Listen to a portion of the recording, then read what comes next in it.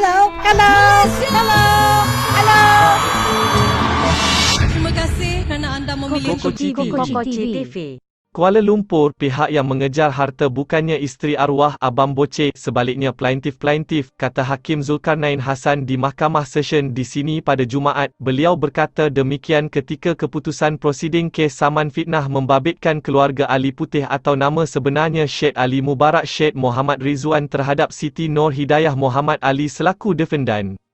Dalam kes itu, ibu, Allahyarham Sabariah Arsyad, bapa, Syed Muhammad Rizwan Syed Hassan, kakak, Sharifah Nur Wahidah Syed Muhammad Rizwan dan Ali Puteh dinamakan masing-masing plaintif pertama hingga keempat.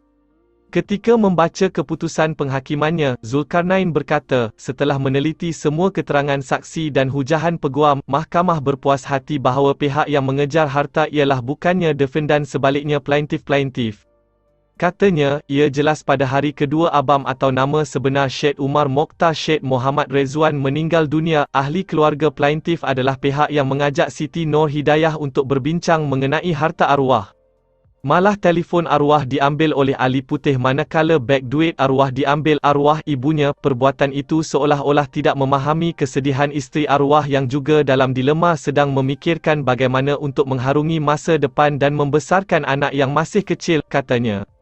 Beliau berkata, mahkamah berpuas hati persekitaran dan keadaan pada masa berkenaan amat menyedihkan bagi isteri Allahyarham dan dia berada dalam keadaan tertekan. Katanya, ia jelas daripada kata-kata Siti Nur Hidayah bahawa perasaannya sedih dan satu-satu perkara yang difikirkan ialah bagaimana mahu membesarkan anak. Menyentuh hantaran yang dibuat Ali Puteh menerusi Instagram terhadap Siti Nur Hidayah pada Februari 2020, Hakim Zulkarnain berkata, ia amat keras, melampau, menjatuhkan maruah dan mengaibkan. Kalau kata-kata seperti kamu bodoh atau kamu jahat boleh mengaibkan, apatah lagi menggunakan perkataan binatang. Jika ditujukan kata-kata itu kepada pesakit yang uzur dan terlantar di hospital, dia akan cuba bangun lalu mempertahankan maruahnya, katanya. Beliau berkata, ia seolah-olah isteri Allahyarham adalah spesies asing yang kerjanya merompak harta. Apatah lagi, katanya, ia ditujukan kepada seorang wanita yang baru beberapa hari hilang tempat bergantung, masih bersedih dengan kematian pasangan hidup dan risau bagaimana mahu membesarkan anak kecil yang berusia lebih kurang setahun.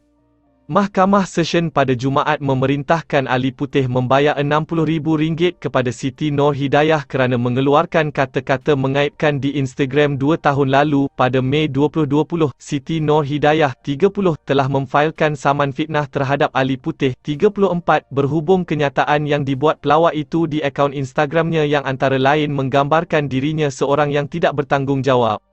Wanita terbabit memohon ganti rugi teladan atau punitif dan teruk yang tidak dinyatakan jumlahnya. Dia juga memohon satu perintah injungsi bagi menghalang adik iparnya menyiarkan sebarang kenyataan berbaur fitnah terhadap dirinya, kod dan relief lain yang difikirkan sesuai oleh mahkamah.